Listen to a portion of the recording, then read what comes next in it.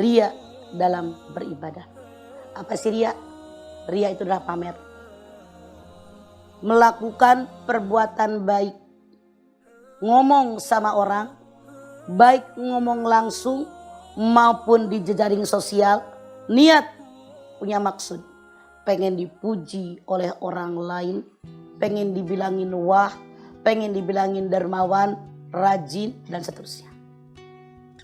Masya Allah, betapa banyak saat ini orang yang sum'ah. Sum'ah itu apa yang dikerjakan agar diketahui oleh orang lain.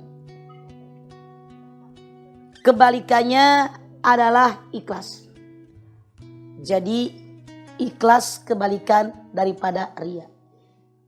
Tandanya orang yang ria ada 3. 1. Orang yang ria ini dia mau ibadah kalau ada orang yang lihat. 2. Dia malas ibadah kalau cuman sendirian. Yang ketiga, dia semangat beribadah, semangat berbuat kalau ada disorot, direkam, apalagi kalau ada orang yang memuji dia. Dia tidak bergairah kalau ada orang mencela perbuatan dia. Itu tandanya. Lihat diri Anda masing-masing. Apakah tanda ini sudah ada dalam diri Anda atau tidak? Kalau satu saja ada, artinya Anda orang ria. Apalagi kalau 3-tiganya ada, sangat ria. Ria ini sangat dibenci oleh Allah.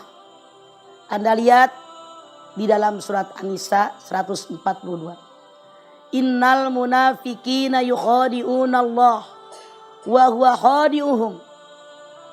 Wa idza qamu ila sholati qamu kusala yura'unan nas. Orang munafik itu menipu Allah, maka Allah akan membalas tipuan mereka. Kalau mereka mendirikan sholat, mereka mendirikannya dengan ria, pamer, qamu kusala, ogah-ogahan, mau-mau tapi enggak. Lihat orang baru pamer. Mereka tidak berzikir kepada Allah kecuali hanya sedikit. Jadi orang ria itu, kata Allah dikatakan dalam ayat ini, kalau dia ibadah, sholat, misalnya di depan calon mertua, pakai baju koko yang rapi, dimedok-medokin, baca Fatihahnya, biar kepuji calon menantu yang hebat.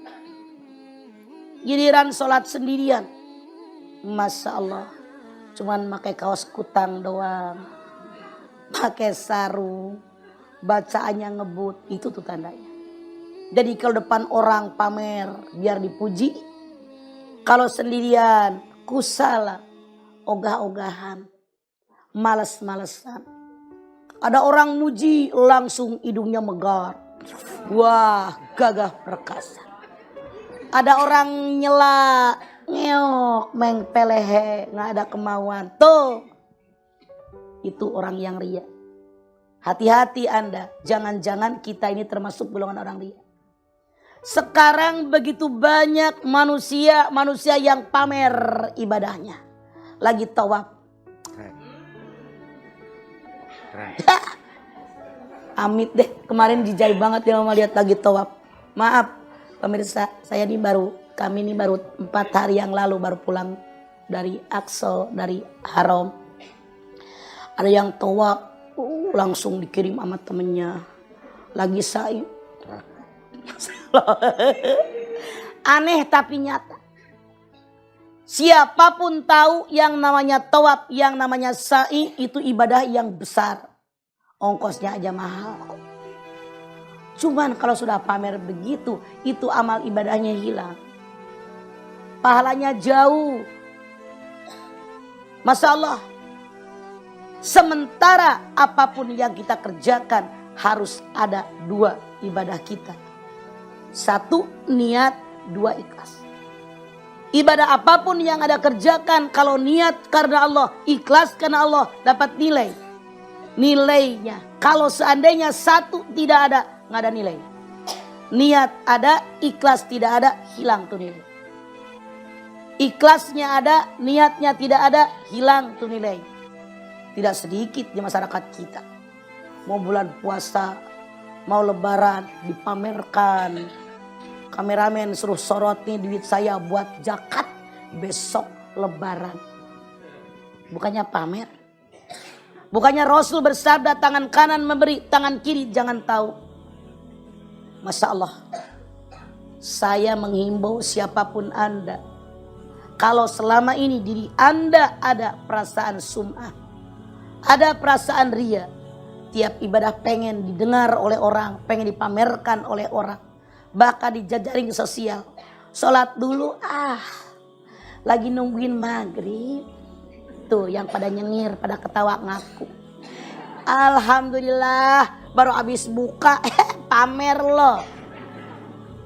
Baru puasa Senin Kamis 2000. Itu artinya pengen dipuji oleh orang. Semuanya pahala Anda sirna. Kam min shaimin laisa lahu min siyami ilal ju'i wal atsh. Berapa banyak orang yang berpuasa tidak dapat pahala apapun daripada puasanya kecuali lapar dan haus doang. Kenapa? Puasanya dipamerkan sama orang, biar dipuji sama orang bahwa dia taat ibadah, padahal di hadapan Allah kosong, tidak ada nilai sama sekali. Nauzubillah min dzalik. Jangan jadi orang ria dalam ibadah. Apa definisi ria? Ya, apa definisi ria itu? Ria itu definisinya adalah disebutkan oleh Ibnu Hajar dan para ulama lainnya, itu atau Ibnu Rajab, lain-lain para ulama menjelaskan, yaitu tahsinul amal li ru'yatin nas laha. Tahsilul amal li ru'yatin nas, tahsilul nas al-amal li ru'yatin nas lahu, atau tahsinul ibadah. Tahsinul ibadah li ru'yatin nas laha. Memperbaiki ibadah, memperbaiki amal karena diperhatikan orang atau ingin dapat perhatian orang. Dan dia itu 3 jenis sebetulnya, tapi namanya beda. Ada namanya ria, ada namanya sum'ah, ada namanya syuhrah. Tapi itu termasuk ke dalam bab ria semua. Tapi kenapa namakan sum'ah? Sum'ah itu perkara amal yang ingin didengar. Kalau ria itu amal-amal yang bisa dilihat orang. Zakat, puasa, haji segala macam. Kalau sum'ah kata ulama kita adalah yang berkaitan dengan pendengaran. Maksudnya seperti apa? Dia rekam kaji bacaan Al-Qur'annya supaya didengar orang. Ya. Atau berceramah di radio semacam. Artinya yang melalui hasatus sam'i, melalui indera pendengaran, itu disebut sum'ah. Jadi ingin, atau lagi syuhrah. Syuhrah ini yang sekarang lebih biasanya adalah lebih ingin viral atau ingin tenar. Itu kena itu, ingin tenar, syuhrah namanya. Maka oleh itu dalam hadis riwayat Bukhari, man ra'a Allah bihi wa man sama Allah bihi yaumil qiyamah. Kama qala sallallahu alaihi wasallam. Orang yang memperlihatkan amal solehnya kepada orang lain, ingin mendapat dengan rangka ria tadi, dengan ria, maka Allah akan perlihatkan bahwa di akhir kelak dia dipermalukan bahwa orang ini dulu capek beramal banyak amal, dia adalah rangka ria. Begitu pula kalau dia man sama Allah bihi, orang yang ketika beramal, berbuat amal soleh, tujuannya ingin didengar oleh orang, agar terkenal. Ya. Dari sepanjang masa. Kalau hasatul ru'a itu kan hanya saat berlangsungnya amal ya. Bila kalau sama itu bisa berlalu, ingin dikenal orang sepanjang masa dia. Bisa ingin terkenal begitu gitu. Intinya kalau kesimpulannya ria itu adalah ingin dikenal, ingin terkenal, ingin viral. Ya mungkin dengan skala kecil atau skala besar gitu kan. Kalau dia di masjid atau di skala rumahnya ya dengan mertuanya, anak istrinya. Kadang-kadang sesama istri pun, sesama suami pun bisa kena ria gitu. Begitu parah aja. Kan yang banyak kita waspadai bukan dari orang lain, kadang-kadang dari anak dan istri kita bisa kena ria juga kita. Gitu kan? Cuman memang ulama membedakan juga di antaranya masalah bersedekah umpamanya. Kan boleh bersedekah secara sembunyi atau terang-terangan. Satu hal yang dibilangkan itu dalam rangka motivasi, tapi tujuannya memang niatnya perlu diwaspadai banget. Salah satu penyakit yang paling berat di zaman ini adalah masalah viral ini. Syuhrah ini paling berat. Ingin dikenal orang. Ini penyakit hampir semua kita sekarang kena. Ya, ingin terkenal, ingin disanjung, ingin dipuji. Tidak sedikit kita ini ya. Ini masalahnya. Makanya masalah ini bukan masalah sepele. Tadi kita bahas, jangan sepernah ini riak-riak mulu, udah pernah kajian riak kok, gitu kan? Kapan riya bisa membatalkan ibadah? Rasulullah Shallallahu Alaihi Wasallam mengingatkan bahwa riya bisa membatalkan ibadah yang tercampur riya. Dalam hadis dari Abu Hurairah radhiyallahu anhu, Nabi Shallallahu Alaihi Wasallam bersabda bahwa Allah berfirman yang artinya, "Aku paling tidak butuh sekutu dalam kesyirikan. Siapa yang melakukan amalan dan dia menyekutukan aku dengan selainku dalam amalan tersebut, aku tinggalkan amal itu dan sekutunya." Hadis riwayat Muslim. Yang dimaksud syirik dalam hadis ini adalah syirik dalam motivasi beribadah. Seseorang beribadah dengan motivasi bukan untuk mendapatkan balasan dari Allah, namun ingin mendapatkan balasan dari manusia, apapun bentuknya. Bagaimana hubungan riya dengan keabsahan ibadah? Imam Ibnu Utsaimin menjelaskan bahwa hubungan riya dengan ibadah ada 3 macam. Pertama, motivasi dia beribadah dari awal adalah untuk mendapatkan perhatian dari manusia. Seperti orang yang beribadah dengan tujuan dia dari awal agar diakui bagian dari Muslim. Riya ini membatalkan ibadah.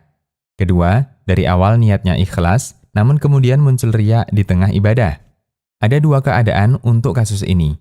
1, ibadah yang dia lakukan bukan satu kesatuan, seperti membaca Al-Quran, sedekah, belajar, mengajar, dan seterusnya. Misalnya, orang membaca Al-Quran dengan ikhlas sebanyak 1 halaman. Tiba-tiba muncul riya ketika membaca halaman berikutnya. Maka 1 halaman pertama yang dia baca dengan ikhlas, statusnya sah, sementara bacaan lanjutannya tidak sah. Atau orang bersedekah 50.000 ikhlas, kemudian dia bersedekah lagi 100.000, tapi karena untuk pamer. Sedekah yang pertama sah, dan sedekah kedua tidak sah, karena tercampur riya. 2, ibadah yang dikerjakan satu kesatuan. Batal di akhir, membatalkan semuanya. Seperti sholat atau puasa, dan seterusnya. Ada beberapa keadaan untuk kasus ini. Keadaan pertama, ketika riya itu muncul, dia segera koreksi hatinya dan menolak riya sebisa yang dia lakukan. Dalam kondisi ini, riya tidak memberikan pengaruh apapun bagi ibadahnya. Karena lintasan batin riya semacam ini mustahil bisa hilang dari manusia. Ini berdasarkan hadis dari Abu Hurairah radhiyallahu anhu, Nabi Shallallahu Alaihi Wasallam bersabda yang artinya, Allah memaafkan bisikan hati dari umatku sampai dia ucapkan atau dia amalkan. Hadis riwayat Bukhari dan Nasa'i. Keadaan kedua, dia menikmati munculnya riya ini dan tidak ditolak. Dalam kondisi ini, semua ibadahnya batal dari awal karena ibadahnya satu kesatuan. Sebagai contoh, orang yang sholat dengan ikhlas, namun ketika di rakaat ketiga dia riya dan dia tidak berusaha menolaknya, maka sholatnya batal dari awal. Ketiga, muncul riya setelah selesai ibadah. Semacam ini tidak mempengaruhi keabsahan ibadah dan tidak membatalkannya, karena sholatnya selesai dengan benar dan tidak menjadi batal gara-gara munculnya riya. Dan bukan termasuk riya ketika seseorang merasa senang seusai ibadah karena dia tahu ibadahnya dilihat orang lain. Karena rasa senang ini muncul setelah selesai ibadah. Bukan termasuk riya ketika seseorang bahagia seusai melakukan ketaatan. Bahagia karena melakukan ketaatan termasuk tanda iman. Dari Umar bin Khattab radhiyallahu anhu, Nabi Shallallahu Alaihi Wasallam bersabda yang artinya, siapa yang merasa bahagia dengan ibadah yang dia kerjakan dan merasa sedih karena maksiat yang dia lakukan, maka itulah mukmin. Hadis riwayat Ahmad, Turmudi, dan disahihkan Syu'aib al-Arnaud. Bukan juga termasuk riya ketika ada orang yang melakukan ketaatan, kemudian dia dipuji orang lain. Ketika Nabi Shallallahu Alaihi Wasallam ditanya tentang orang yang melakukan ketaatan, kemudian dia dipuji masyarakat. Kata beliau, yang artinya, itu adalah berita gembira yang disegerakan untuk orang mukmin. Hadis riwayat Ahmad dan Muslim. Demikian, Allahu a'lam. Ya, bismillahirrahmanirrahim. Assalamualaikum warahmatullahi wabarakatuh. Itu dosa besar ya, diantaranya syirik ya. Nah, ya ini adalah syirik kecil ya. Syirik khafi namanya.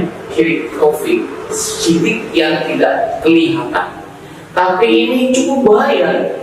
Bisa merusak amal. dari Abu Hurairah radhiyallahu anhu. Saya bacakan artinya aja ya biar lebih memahaminya. Dari Abu Hurairah radhiyallahu anhu, dia berkata, aku mendengar Rasulullah SAW. Nah ini Rasulullah bersabda ya, sesungguhnya manusia pertama yang diadili di hari akhirat nanti adalah orang yang mati syahid di jalan Allah. Jadi yang pertama nanti ditanya ya, atau yang pertama diadili itu oleh Rasulullah, yaitu orang yang mati syahid. Karena luar biasa itu mati syahid ya. Nah, tapi ini kata Rasulullah, ada orang yang mati syahid ya.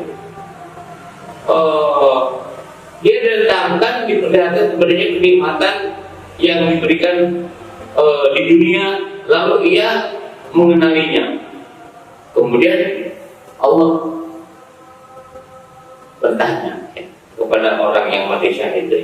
Pertanyaan gini, amal apakah yang engkau lakukan dengan nikmat-nikmat itu? Ini orang yang mati syahid ya.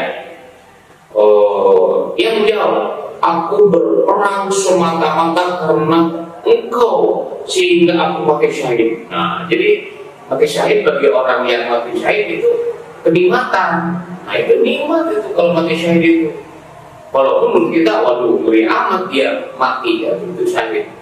Tapi kata dia nikmat yang paling besar ya. Nah, kemudian ditanya oleh Allah, aku berperang semata-mata karena engkau sehingga aku mati syahid. Kemudian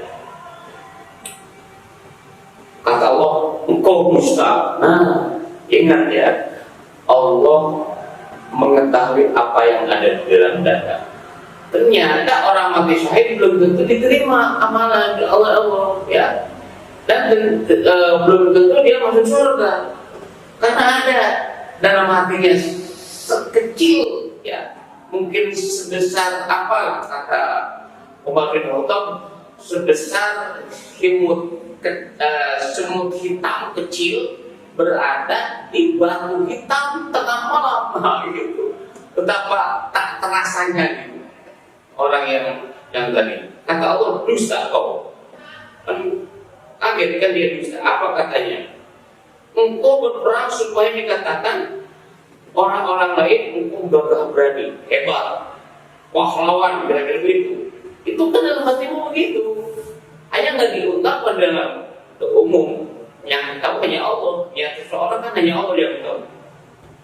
Memang demikianlah yang telah dikatakan dalam dirimu. Kemudian diperintahkan malaikat agar menyeret orang itu atas mukanya tertelungkup lalu dilemparkan ke dalam neraka. Nah, ya, coba aja mati syahid mulia, luar biasa.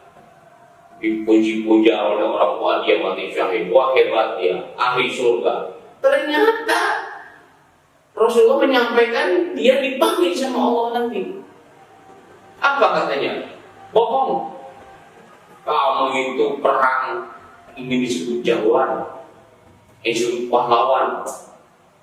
Orang nggak tahu, komandan nggak tahu, teman-teman nggak tahu dia hebat. Tapi ternyata dalam hatinya ini ada terpetik kecil sekali, tersembunyi. Ya, dalam niatnya ingin disebut pahlawan. Mati syahid. Kebahagiaannya kalau yang lain gitu, mati syahid udah jelas dia mengorban darinya. Bagaimana yang lain? Wah, ngeri ya. Sholat misalnya atau bersedekah saya. Bagaimana kalau hati kecil ada niat lain? Masya Allah. Ya, jadi kasihan, sia-sia amal. Yang kedua, yang dipanggil, yang diadili oleh Allah, yaitu orang yang menuntut ilmu kemudian mengajarkan ilmu ya, ilmu Al-Quran kepada masyarakat gitu. Kemudian dia didatangkan dan diperlihatkan kepadanya kenikmatan, maka ia pun mengakuinya. Oke ya, kamu hebat, kamu belajar ilmu di pesantren berapa tahun, luar tinggi sekian tahun, yang paham dan sudah menyampaikan ke orang lain ya. Kemudian Allah menanyakan, ya di akhirat menanyakan, amal apakah yang telah engkau lakukan dengan kenikmatan itu? Ya menjawab, oh ini dengan semangatnya, gagahnya menjawab kepada Allah. Apa? Aku menuntut ilmu dan mengajarkannya serta aku membaca Al-Quran hanyalah karena engkau ya Allah. Jawabannya. Tapi apa kata Allah? Kau dusta. Masya Allah. Ngeri ya. Dia sudah mati-matian, ya, mengajarkan dakwah ke sana kemari. Ketika meninggal, maka Allah engkau dusta. Karena yang tahu tentang hati manusia itu Allah. Jadi walaupun dia memang mengajarkan Quran, berdakwah ke sana kemari, tapi yang tahu Allah. Sehingga Allah ketika dia ditanya, engkau dusta. Engkau ilmu agar dikatakan seorang ulama, dan engkau membaca Al-Quran supaya dikatakan sebagai qori. Oh hebatnya baca Qurannya, Masya Allah. Ya, makanya tidak menjamin ya para pemirsa. Maaf, banyak orang yang hafal Quran tapi tidak melambangkan dirinya sebagai Al-Quran. Naudzubillah. Mudah-mudahan kita tidak ya. Tapi ada yang semakin wallahu a'lam ya. Memang kata Allah, begitulah yang dikatakan tentang dirimu. Kemudian diperintahkan oleh malaikat agar menyeret atas mukanya, dilemparkan ke dalam neraka. Mengeri sekali ya. Yang pertama saya tadi mati syahid. Udah pikiran kita surga. Oh hebat, bidadari gitu. Tapi ternyata ini yang kata Allah, inilah yang disebut dia terselubung. Subhanallah. Yang kedua tadi ulama mengajarkan Quran, hafal Quran, tapi ternyata ini disebut. Kemudian yang ketiga, siapa yang dipanggil oleh Allah? Nah ya, yaitu orang yang diberikan kelapangan rezeki dan berbagai macam harta benda, dan diperlihatkan kepadanya kenikmatan, maka ia pun mengenainya dan membukainya. Nah, ini pun orang yang banyak harta, kemudian bersedekah banyak. Wah, sedekah di mana-mana. Ya, malah sekarang mohon maaf di videokan sudah sedekah. Wah, hebat. Kemudian ketika Allah bertanya, apa yang kau lakukan dengan nikmat itu? Oh, saya nikmat ya Allah kalau bersedekah. Oh, nikmat saya. Nikmat kalau bersedekah. Dan saya senang sekali bersedekah. Allah, dusta kau. Kenapa dusta? Engkau berbuat demikian supaya dikatakan seorang dermawan, murah hati. Dan memang begitulah tentang dirimu.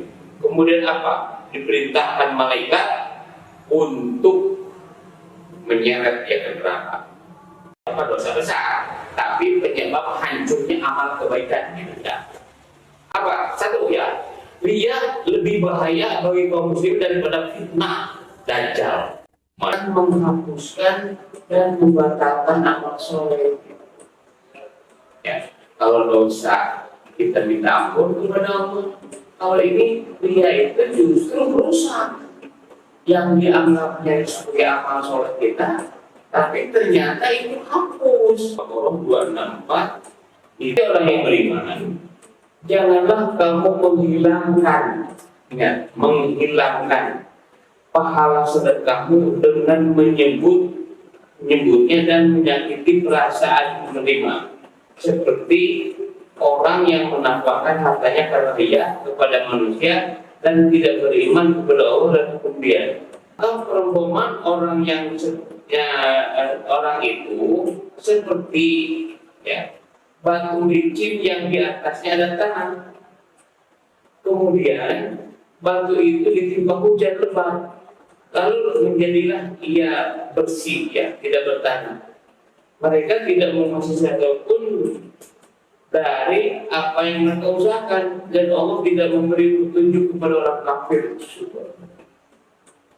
Ya, Allah mengibaratkan Kalau Allah mau bertanzil, ibarat itu artinya biar kita paham lah ya, bagaimana ayat Al-Quran itu dipahami.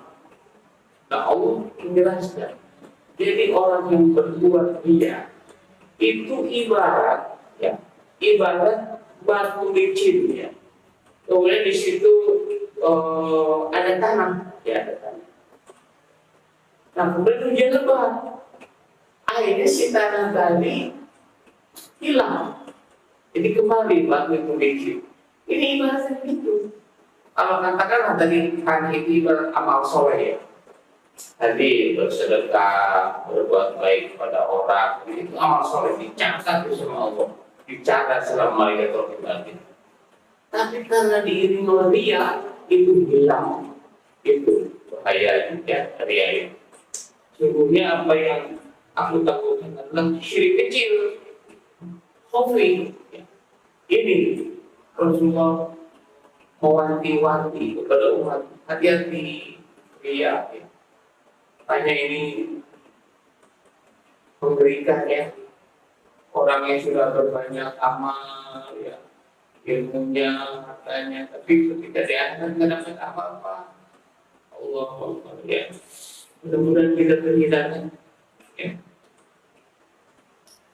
Jadi pelaku riya akan memamerkan amalnya agar dipuji, disanjung dan mendapat kedudukan di hati manusia.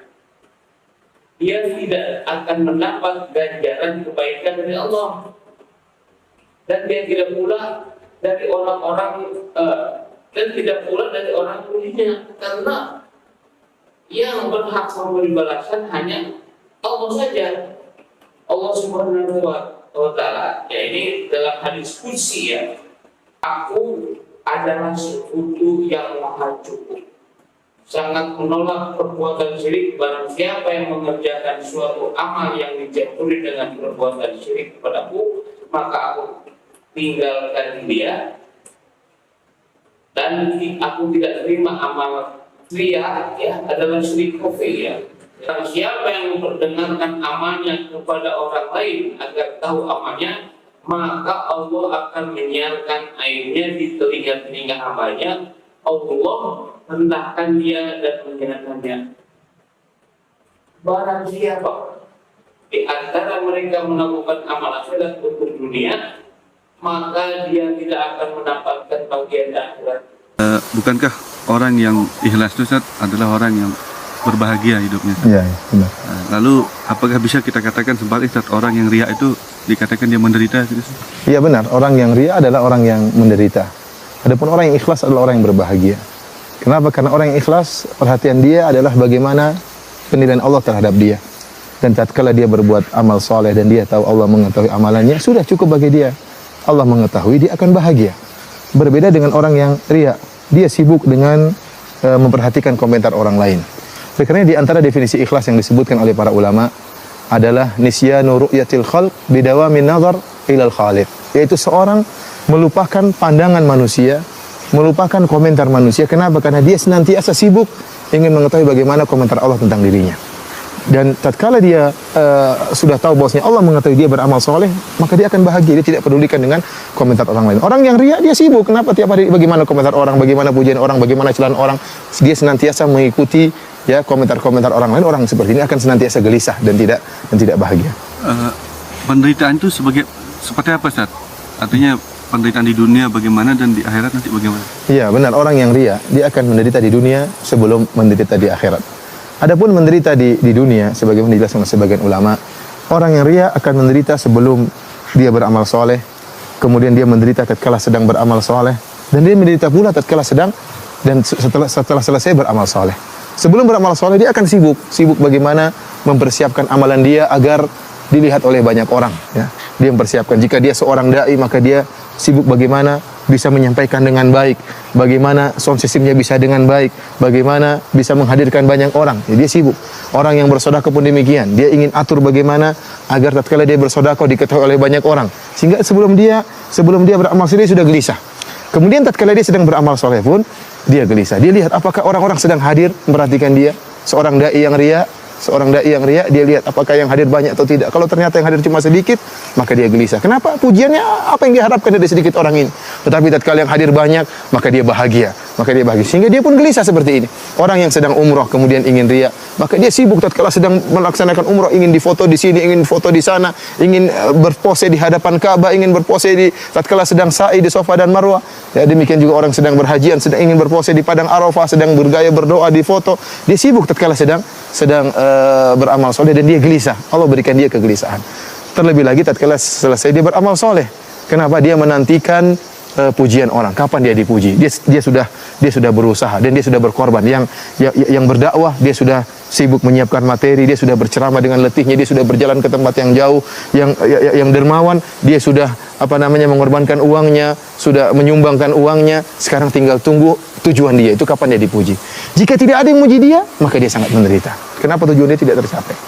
Kemudian jika ada yang muji dia pun belum tentu dia bahagia. Kenapa? Terkadang seorang muji dia tidak sesuai dengan harapan dia.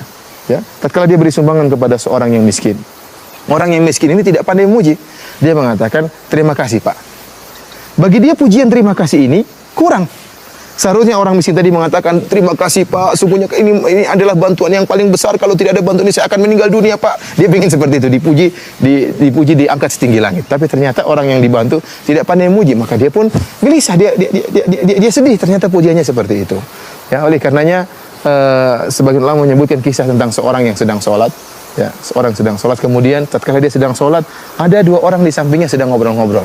Kemudian yang satu mengatakan kepada yang lain, "Lihatlah orang yang sedang sholat itu, orang ini rajin sholat." Rupanya orang yang sedang sholat ini, dia juga sedang berpuasa dan dia mendengar pujian mereka. Tatkala dia tahu pujiannya masih kurang, ada dia sedang berpuasa, mereka tidak tahu, maka dia pun mengatakan, membatalkan sholat. Dia mengatakan, "Saya juga sedang berpuasa." Agar mereka tahu bahwasanya dia bukan cuma sedang sholat, tapi dia juga sedang berpuasa. Kenapa? Dia tidak puas dengan pujian yang tidak sesuai dengan dia harapkan. Oleh karena orang seperti ini gelisah. Kemudian tatkala dia dipuji pun sesuai dengan yang dia harapkan, dia akan gelisah lagi. Kenapa? Dia berharap pujian tersebut berkesinambungan. Dan kita tahu namanya orang tidak mungkin muji terus-menerus. Terkadang dia muji, terkadang dia kurang pujiannya, terkadang dia mencela, maka dia pun senantiasa dihinggapi dengan kegelisahan. Dan Bang Dung yang paling orang yang menderita, tatkala muncul seorang yang menyaingi dia. Namanya orang yang riya, dia ingin dinomorsatukan. Seorang yang penyumbang, donatur, tatkala ada orang yang menyaingi dia, ternyata juga memberi sumbangan sebagaimana sumbangan dia atau lebih daripada sumbangan dia, maka dia merasa direndahkan. Tatkala itu dia sangat gelisah dan muncullah hasad dari dirinya, muncullah dengki dari dirinya. Tatkala dia melihat orang tersebut yang lebih hebat daripada dia dalam sumbangan, maka dia ingin orang tersebut segera celaka, orang tersebut segera miskin. Ini penderitaan yang luar biasa yang dihadapi, yang dirasakan oleh seorang yang riya. Demikian juga seorang dai yang ternyata tujuan dia bukan ilallah, bukan kepada Allah, tapi dia menyuruh manusia untuk berdakwah kepada dia. Begitu ada seorang dai yang lain yang kemudian ceramahnya bagus, ceramahnya lebih hebat, maka dia akan menderita. Kenapa? Ada saingan bagi dia. Orang seperti ini sangat menderita, maka dia berusaha menjatuhkan saingan dia tersebut. Kenapa? Karena dakwah dia bukan karena Allah Subhanahu wa taala. Dan ini penderitaan yang luar biasa bagi seorang yang riya di dunia. Yang di akhirat. Oh iya, adapun penderitaan seorang yang riya di akhirat, ya, maka penderitaan mereka bertubi-tubi orang-orang yang riya. Yang pertama, Bang Dung, orang-orang yang riya, ya, akan dipermalukan oleh Allah Subhanahu wa taala. Ya, Allah Subhanahu wa taala akan permalukan mereka. Dalam satu hadis dalam riwayat Al-Bukhari, kata Nabi sallallahu alaihi wasallam, "Man samma Allahu bih wa man yura'i lahu bih." Barang siapa yang beramal soleh agar disebut-sebut, maka Allah akan sebutkan niat busuknya, Allah akan bongkar di hadapan khalayak. Barang siapa yang beramal soleh supaya riya, supaya dilihat oleh orang lain, Allah akan menampakkan keburukan niatnya tersebut di hadapan khalayak, bukan di depan satu dua orang, tapi di hadapan khalayak. Bagaimana seorang tidak dipermalukan, dia permalukan, dia dahulu nampaknya seorang yang ikhlas, seorang yang dermawan ikhlas, seorang dai nampaknya ikhlas, ternyata ada niat busuk dalam dirinya, dia ingin dipuji, ingin diagungkan, ingin dinomorsatukan, dan itu akan dibongkar oleh Allah Subhanahu wa taala di hadapan murid-muridnya, di hadapan teman-temannya. Ini dipermalukan oleh Allah. Oleh karenanya di antara tafsiran hadis ini disebutkan oleh Hafidz Ibnu Hajar rahimahullah dalam Fathul Bari, bahwasanya Allah Subhanahu wa taala mempermalukan dia dengan menampakkan pahala-pahala amalan soleh dia. Jika dia seorang dai, jika dia seorang dermawan, jika dia seorang mujahid, Allah akan nampakkan pahala-pahala dia di hadapan dia. Begitu dia senang dengan pahala-pahala tersebut, tiba-tiba Allah Subhanahu wa taala menjadikan pahala tersebut seperti debu yang berterbangan. ya, dia memperdaya manusia dengan menampakkan dirinya ikhlas ternyata tidak ikhlas, maka Allah akan perdaya dia di akhirat kelak. Ini yang pertama, dipermalukan di hadapan khalayak. Yang kedua, Allah Subhanahu wa taala mempermalukan dia dari sisi yang lain. Allah menyuruh dia untuk mencari ganjaran dari orang-orang yang dia riya. Kata Nabi sallallahu alaihi wasallam dalam hadis riwayat Imam Ahmad, kata Nabi sallallahu alaihi wasallam, "Akhwafu ma akhafu alaikum asyirkul asghar." Yang paling aku khawatirkan menimpa kalian adalah syirik kecil. Para sahabat bertanya, "Wa ma syirkul asghar?" Apa itu syirik kecil wahai Rasulullah sallallahu alaihi wasallam? Kata Nabi sallallahu alaihi wasallam, "Ar-riya, syirkul asghar adalah riya." Kemudian beliau mengatakan, Rasulullah SAW mengatakan, "Yaqulullahu tabaraka wa ta'ala yaumal qiyamah hina jazan nas." Allah akan berkata, yaqulullahu tabaraka wa ta'ala li haula, Allah akan berkata kepada orang-orang yang riya pada hari kiamat tatkala Allah memberi balasan kepada manusia. Kata Allah Subhanahu wa taala, "Idhabu ilal ladzina kuntum turauna fid dunya." Kalian orang-orang yang riya, pergilah kalian mencari balasan kepada orang-orang yang dulu kalian harapan pujiannya. Fanzuru hal tajiduna indahum jazaan. Maka lihatlah apakah kalian akan mendapatkan balasan dari orang-orang tersebut. Dulu kalian beramal soleh karena ingin dipuji oleh kiai. Dulu kalian beramal soleh karena ingin dipuji oleh pejabat. Dulu kalian beramal soleh agar dipuji oleh guru. Apakah mereka akan bisa memberi balasan? Sepeser pun tidak ada, sedikit pun tidak ada. Karena pada hari kiamat jaza balasan hanya dari Allah Subhanahu wa taala. Ini pun bentuk dipermalukan, ya. Allah mengatakan, kalian dulu mencari muka sama orang tersebut, cari muka sama orang tersebut.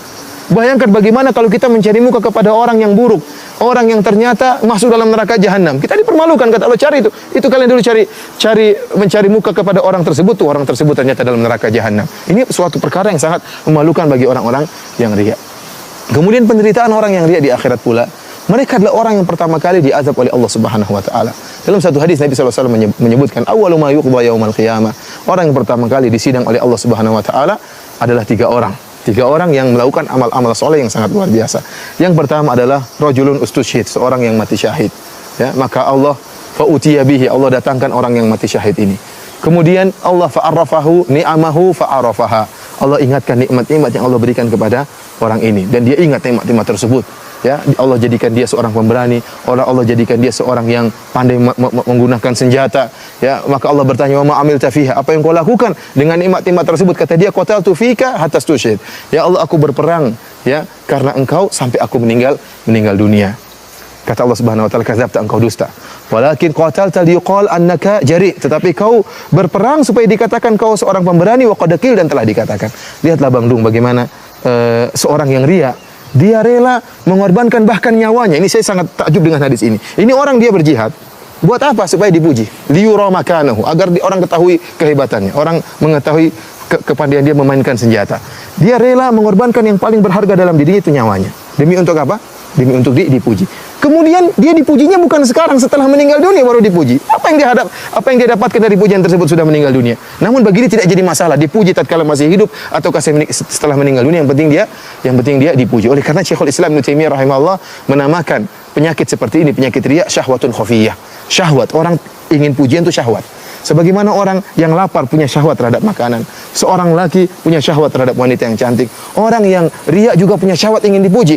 Maka dia mengorbankan segala sesuatu, yang penting dia memuaskan syahwatnya tadi. Yang penting dia dipuji. Seorang mujahid bahkan mengorbankan nyawanya. Ya. Orang yang dermawan mengorbankan hartanya. Yang penting apa? Dipuji. Maka orang yang mujahid tersebut, kata Allah, "Kadzabta, engkau dusta, tetapi engkau berperang supaya dikatakan engkau pemberani, wa qad qil, dan telah dikatakan." Keinginanmu untuk dipanggil sebagai pemberani dikabulkan oleh Allah Subhanahu wa taala di dunia. Ini juga dalil bahwasanya pujian orang, tunduknya orang kepada kita, sanjungan orang kepada kita bukan dalil bahwasanya kita selamat. Bisa jadi kita diazab oleh Allah Subhanahu wa taala. Ini yang pertama. Yang kedua Bang Dung adalah kata Nabi sallallahu alaihi wasallam, rajulun ta'allamal ilma wa 'allamahu wa qara'al Qur'an. Seorang yang belajar ilmu. Yang kedua adalah ustaz atau kiai yang dia belajar ilmu. Namun niatnya bukan karena Allah Subhanahu wa taala. Bayangkan seorang untuk menjadi ustaz, luar biasa pengorbanan. Dia harus belajar, harus bangun malam, kemudian harus menghafal Al-Qur'an, harus menghafal hadis-hadis Nabi sallallahu alaihi wasallam, harus menghabiskan waktu banyak untuk membaca buku-buku para ulama, kemudian dia kemas dalam suatu ceramah yang indah. Ternyata niatnya bukan karena Allah Subhanahu wa taala supaya ingin dipuji. Ya. Dia bukan menyeru kepada Allah tapi menyeru kepada dirinya. Ya, buktinya kalau ada orang dai yang lebih bagus atau dai yang menjadi saingan dia, maka dia pun benci. Kenapa orang-orang mulai pergi ke dai yang lain? Seharusnya dia bahagia kalau ada dai yang lain. Karena tugas dia berkurang. Seharusnya dia berdakwah 1000 orang, ternyata 500 orang pergi ke dai yang lain. Namun karena dia niatnya bukan karena Allah tapi karena dakwah kepada dirinya, maka dia akan menderita. Orang seperti ini, ya dia belajar ilmu, Ya, kemudian Allah ingatkan tentang nikmat-nikmat yang Allah berikan kepada dia, mungkin suaranya yang indah dalam baca Al-Quran, kemudian kecerdasannya, kekuatan hafalannya. Maka Allah bertanya, wa ma amilta fiha, apa yang kau lakukan dengan nikmat yang aku berikan kepada engkau? Kata dia, ta'allamtul ilma wa qara'tu fikal Qur'an, aku belajar ilmu ya Allah dan aku baca Al-Quran karena engkau ya Allah. Kata Allah, kadzabta, engkau dusta, tetapi engkau mengajarkan Al-Quran liqal annaka qari', supaya dikatakan engkau adalah ahli baca Quran, wa qad qil, dan telah dikatakan tsumma umira bihi fasuhiba ala wajhi hatta ulqiya finnar, maka Allah merintahkan para malaikat untuk menggeret orang ini di atas wajahnya kemudian dilemparkan dalam neraka jahanam. Ini yang kedua. Yang ketiga, Bang Dung, yang disiksa pertama kali pada hari kiamat adalah seorang yang dermawan. Kita tahu dermawan adalah ibadah yang sangat mulia, membantu orang lain.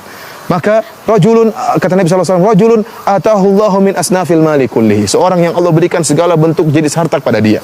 Sawah ladang dia punya, tanah banyak dia punya, rumah mewah dia punya, istana dia punya, mobil mewah dia punya. Allah bertanya, wa ma'amilta fiha, apa yang kau lakukan dengan nikmat-nikmat tersebut?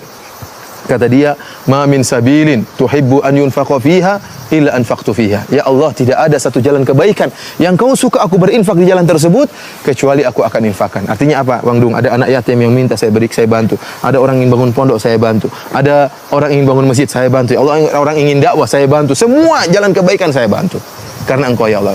Kata Allah, kadzabta, engkau dusta, tetapi engkau melakukannya liqal annaka jawad, tetapi engkau melakukannya supaya dikatakan engkau dermawan, wa qad qil, dan telah dikatakan niatmu untuk dikatakan sebagai dermawan dikabulkan oleh Allah. Kau dapat bagian di dunia tapi di akhirat tidak dapat apa-apa.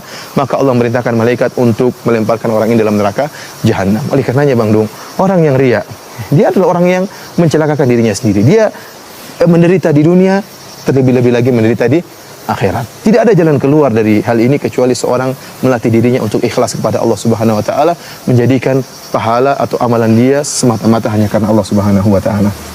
Jazakallah khairan, karena sudah paham apa yang antum sampaikan. Ya, semoga Allah Subhanahu wa taala menjauhkan kita dari penyakit riya dan menjadikan kita orang-orang yang ikhlas. Assalamualaikum warahmatullahi wabarakatuh.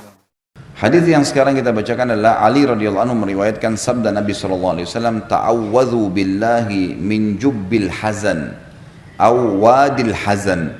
Qila ya Rasulullah, wa ma jubbul hazan? Qala wadil hazan.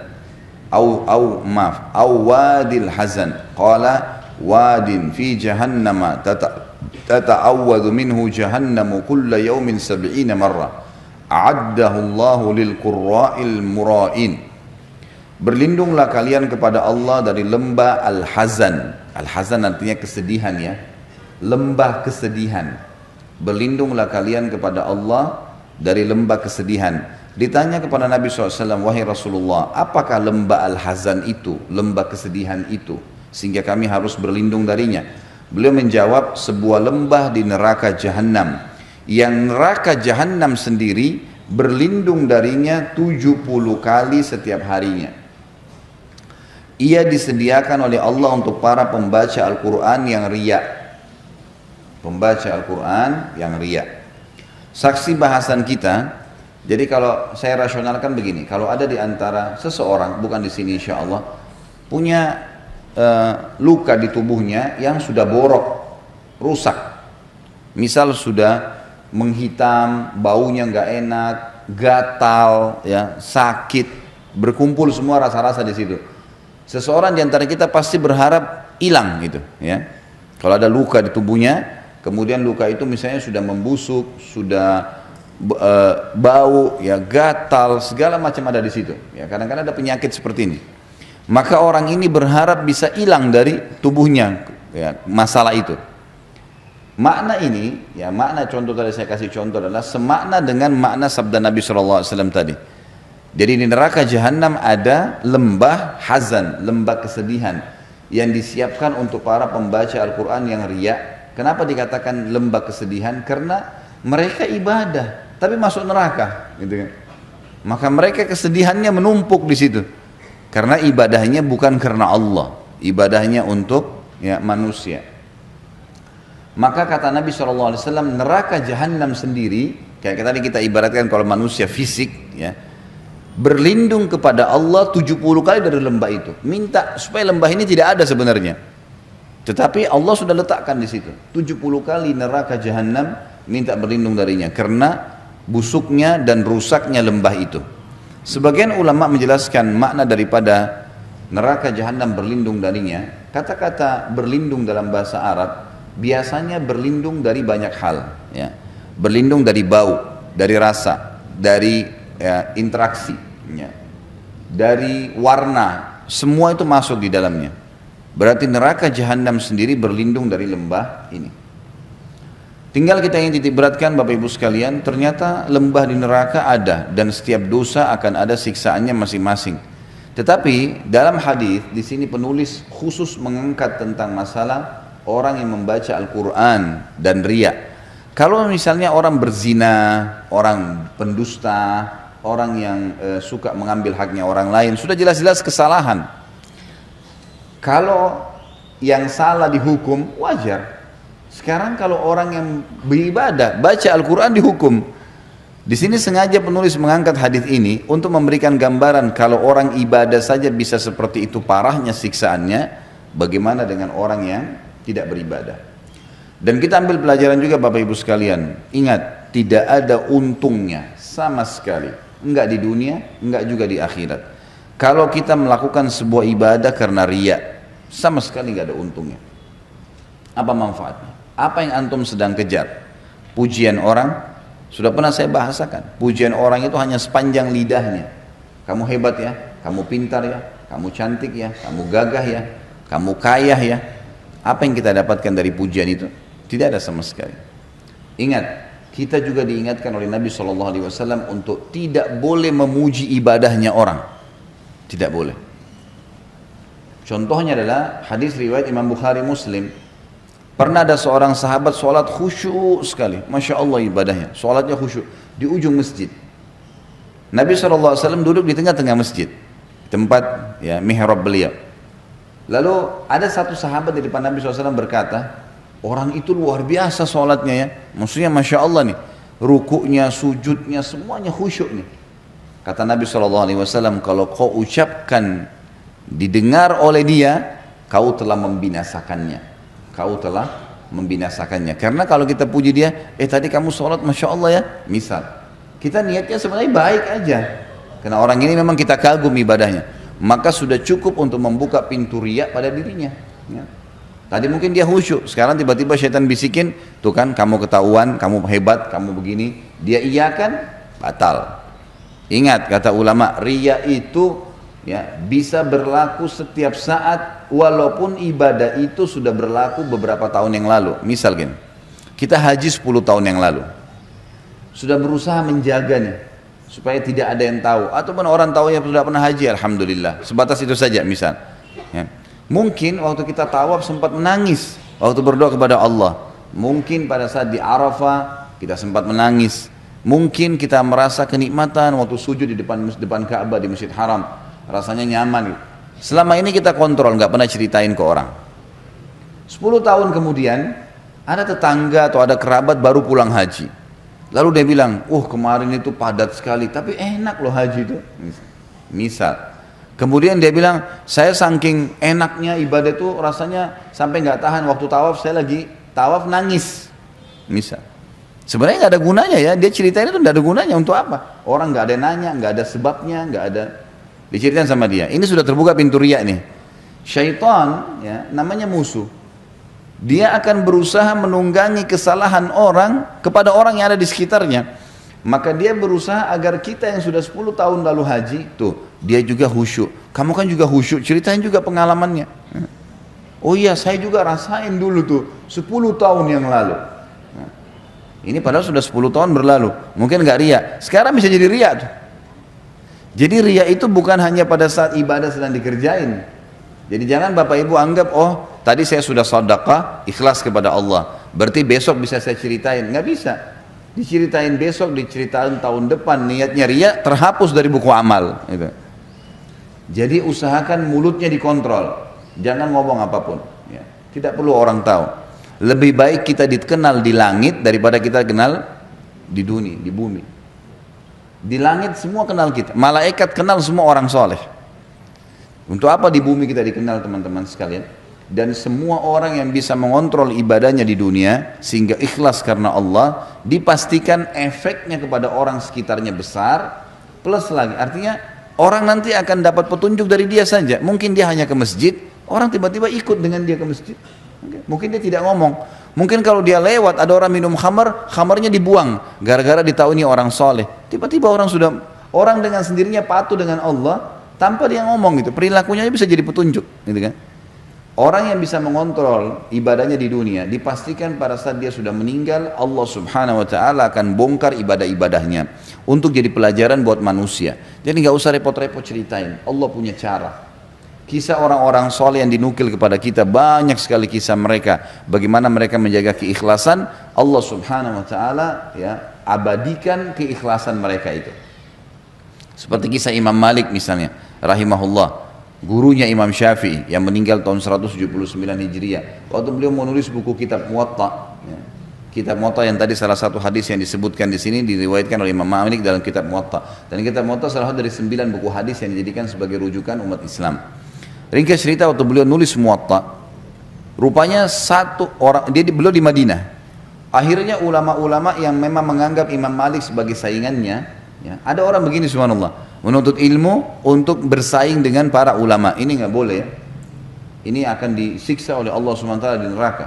Kata Nabi SAW, siapa yang belajar ilmu untuk menyaingi para ulama, gitu kan, maka dia akan dimasukkan ke dalam neraka jahanam. Ya, nggak bisa ini. Yang jelas Imam Malik rupanya waktu menulis kitab Muwatta, dan buku ini adalah hadis-hadis yang dihafal oleh beliau, maka banyak orang-orang yang merasa saingan dengan Imam Malik menulis juga dan menamakan juga buku mereka Muwatta.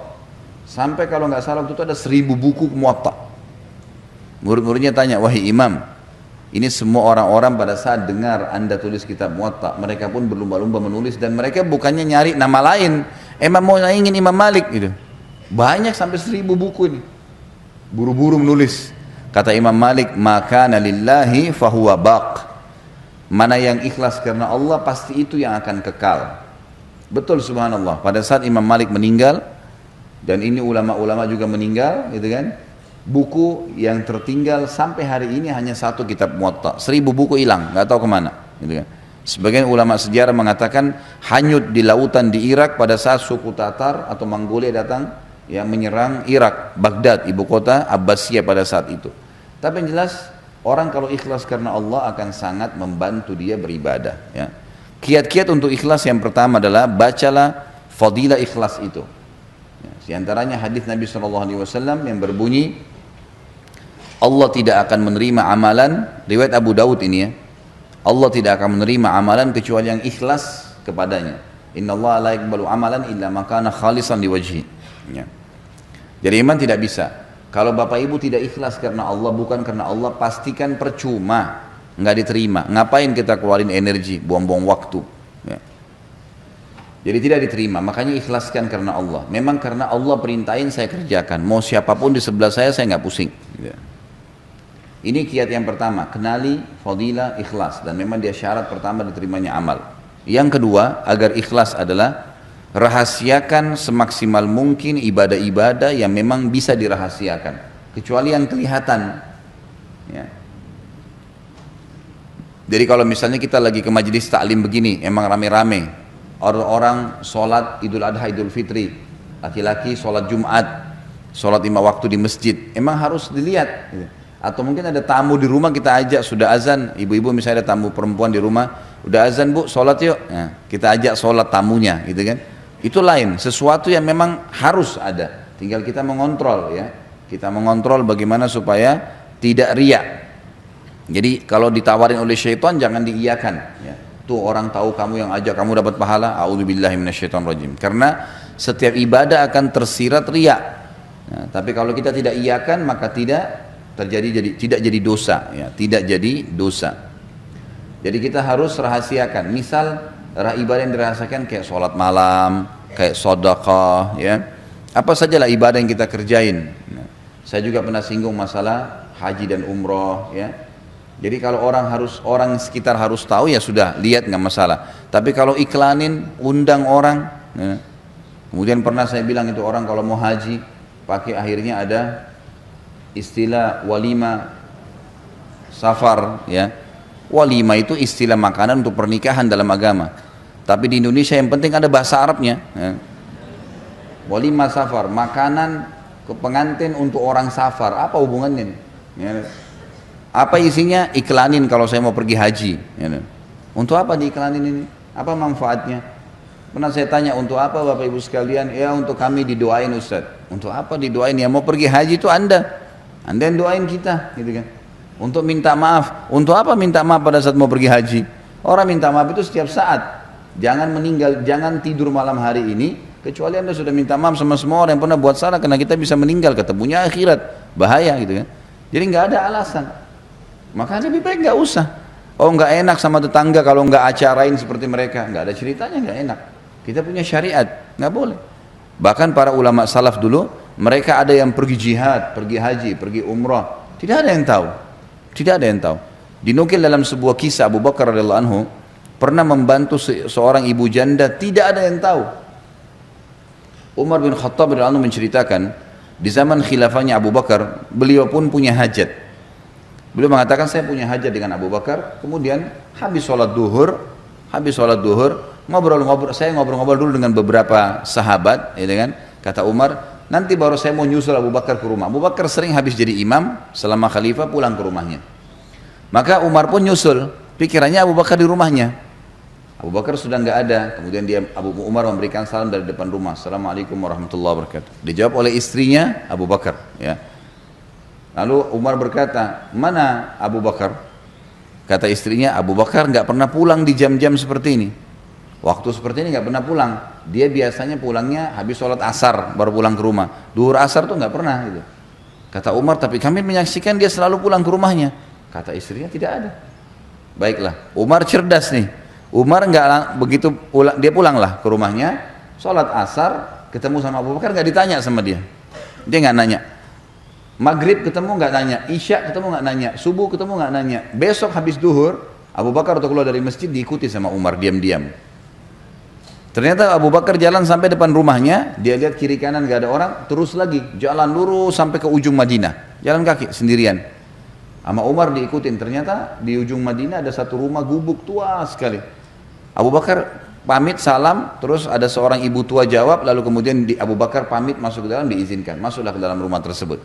Umar menunggu di sebelah tembok rumah.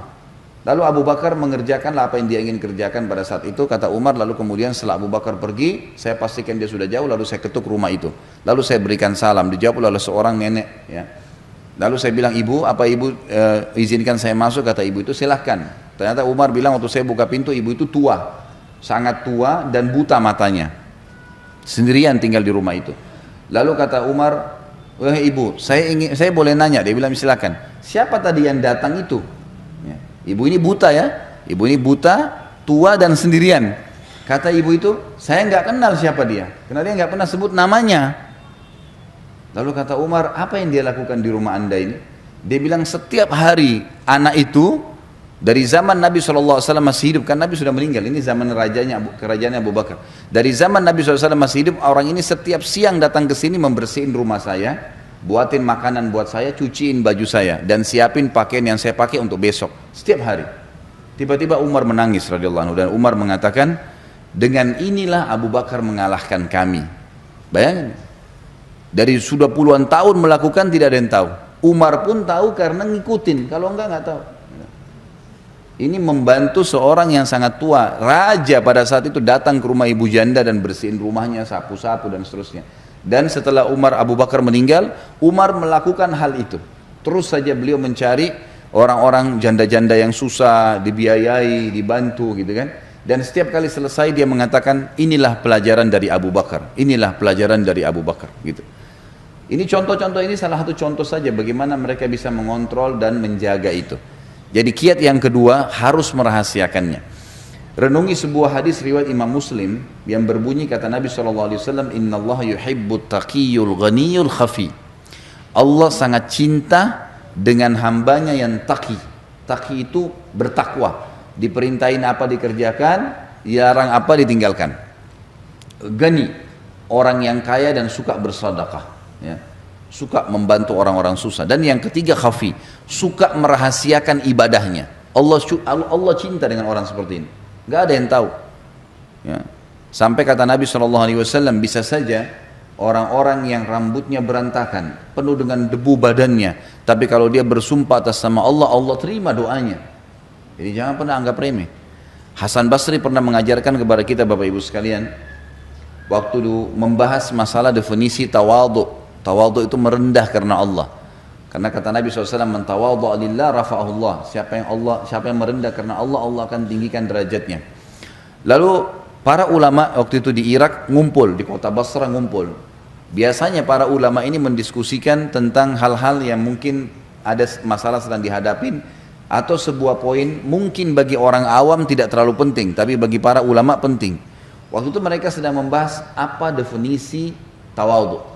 Apa sih tawadhu itu? Maka para ulama masing-masing berikan definisi. Hasan Basri diam, rahimahullah.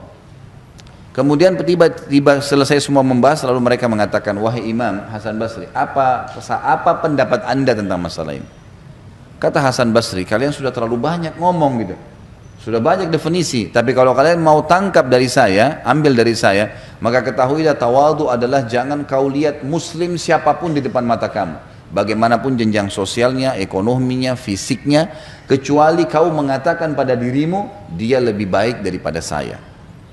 Maka secara otomatis kita akan merendah, dan merendah ini akan membawa kepada ikhlas, tidak akan riak, gitu kan? Biasanya orang riak karena dia merasa lebih hebat dari orang lain, maka dia menceritakanlah, gitu kan? Maka ini ada hubungannya. Bagaimana kita merendah? Jangan sampai kita menganggap kita lebih baik daripada orang lain. Dan ini masuk dalam poin ketiga. Untuk ikhlas adalah seseorang selalu merendah, merasa dirinya kurang dibandingkan orang lain dari sisi ibadah. Kata Umar radhiyallahu anhu, kalau seandainya kau melihat seseorang yang lebih tua, maka katakanlah orang ini lebih dulu hidup dari saya, maka amalnya lebih banyak. Dan kalau kau lihat orang yang lebih muda, maka katakanlah anak orang ini masih lebih muda, dosanya masih lebih sedikit daripada saya. Otomatis kita tidak akan merasa lebih dari orang lain. Orang lebih tua, kita merasa bahwasanya orang ini lebih dulu hidup, berarti lebih banyak amalnya. Yang lebih muda, berarti lebih sedikit dosanya daripada saya. Sehingga kita terus merendah. Makanya kiat ikhlas juga ini adalah merendah, tawadhu. Kita harus merendah, jangan merasa lebih hebat dari orang lain. Ada orang begitu subhanallah, dalam para penuntut ilmu, syaitan masuk di pintu itu, merasa dirinya lebih hebat dari orang lain, gitu kan? Sehingga berat untuk belajar, mau dengar ceramahnya orang lain aja nggak bisa. Gitu. Subhanallah, saya lihat sendiri guru-guru kami dulu di Madinah, sampai saya ambil pelajaran dari mereka. Ada satu syekh dulu namanya Syekh Atiyah, salah satu ulama Masjid Nabawi sudah meninggal rahimahullah. Beliau terkenal sekali dengan pemahaman fikihnya. Jadi kadang-kadang teman-teman mahasiswa ini pada ngumpul di majelis itu gitu. Kalau kami lagi duduk, kami lihat sendiri tuh ada syekh-syekh sudah doktor ya, sudah ngajar, sudah dosen, bisa dikatakan guru besar di kampus, duduk dalam majelis bersama kami, duduk belajar. Mereka tidak merasa malu duduk bersebelahan dengan muridnya kalau memang dianggap itu manfaat. Jadi luar biasa gitu. Mereka merendah ya, mereka merendah. Maka ini poin yang juga ya, harus dijaga. Jadi kita sembunyikan yang kedua, dan yang ketiga kita merendah, sehingga kita selalu terkontrol, tidak merasa lebih dari orang lain. Yang keempat, kontrol lisan. Kontrol lisan. Setiap mau ngomong berhentiin, nggak usah ngomong apapun, pokoknya berhubungan dengan ibadah jangan ceritain. Kecuali memang dalam keadaan-keadaan di mana kita pastikan tidak terbuka celah. Misal Bapak Ibu mau ceritain ke anak-anak, ya, anak-anak biasanya tidak jauh sekali kita dari riya, gitu kan. Nah, nanti sholat ya, ikutin ibu ya, gini loh sholatnya, ya kan. Kita didik, bapak, ayo nak ikut sama ayah ke masjid ya. Masjid itu fadilahnya besar. Rasulullah SAW bersabda begini misalnya. Maka kita dalam menghadapi anak kita nggak ada riyanya, ya nggak, bisa kontrol kan, otomatis ya. Atau kita menasehatin orang tua kita, saudara kita, agar dia meninggalkan satu perbuatan salah. Saya yakin kita bisa mengontrol itu. Nah, kontrolan ini harus bisa kita milikin nih, gitu kan. Sebagaimana kita kalau nasihatin anak karena kita sayang dengan dia, maka kalau kita bisa mengontrol itu untuk semua muslim, maka positif, nggak ada masalah, gitu kan. Karena ada memang firman Allah Subhanahu wa taala, fa amma bi ni'mati rabbika fahaddits. Kalau nikmat Tuhanmu boleh kamu bahasakan, hai Muhammad, Nabi Muhammad SAW. Ulama tafsir mengatakan kalau ada seseorang yang kalau dia sampaikan pengalaman dia bisa memberikan manfaat dan dia bisa mengontrol riya, tidak masuk dalam riya yang dilarang. Tapi ini memang butuh ilmu iman yang kuat ya. Dia bisa memberikan gambaran-gambaran pengalaman-pengalaman dia yang memang tidak diikuti oleh riya. Jadi jangan juga Bapak Ibu langsung menvonis kalau ada orang yang menceritakan pengalaman dia lalu dianggap orang ini berarti buruk. Enggak. Bisa saja mungkin dia sudah sampai pada level itu. Memang dia bisa mengontrol sebagaimana dia nasihatin anaknya gitu kan. Misal di kota Jakarta ini tidak ada yang ikut jihad. Sementara jihad sekarang sedang terjadi. Lalu dia sudah ikut, dia punya pengalaman, lalu dia membicarakan ini jihad itu begini loh, saya hadir ke sana, saya rasakan begini-begini. Untuk motivasi orang dan dia tahu dia tidak. Memang betul-betul ikhlas agar umat Islam ini ayo bergerak, misal gitu kan. Maka itu tidak ada masalah. Sama halnya juga kata ulama orang kalau menyampaikan program-program. Ya, seperti sering saya bahasakan saya setelah mengambil fatwa ulama tentang bolehnya menyampaikan program. Kayak saya sering sampaikan ini ada program sosial Bapak Ibu sekalian seperti ini, seperti ini, seperti ini. Kalau kita nggak sampaikan orang nggak ngerti, gitu kan.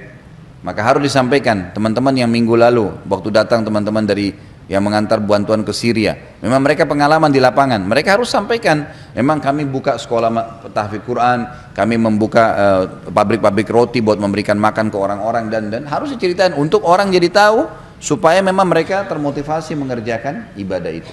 Tapi kalau dia juga menceritakan itu karena dia ingin dipuji ya sama, berarti masuk dalam bab riya. Baik. Itu saya tambahkan karena memang ada disebutkan di sini tentang qurra'ul mura'in ya. Orang-orang yang baca Quran karena riya. Tentu ini contoh, maka semua juga masuk dalamnya seperti sholat karena riya, sedekah karena riya dan seterusnya.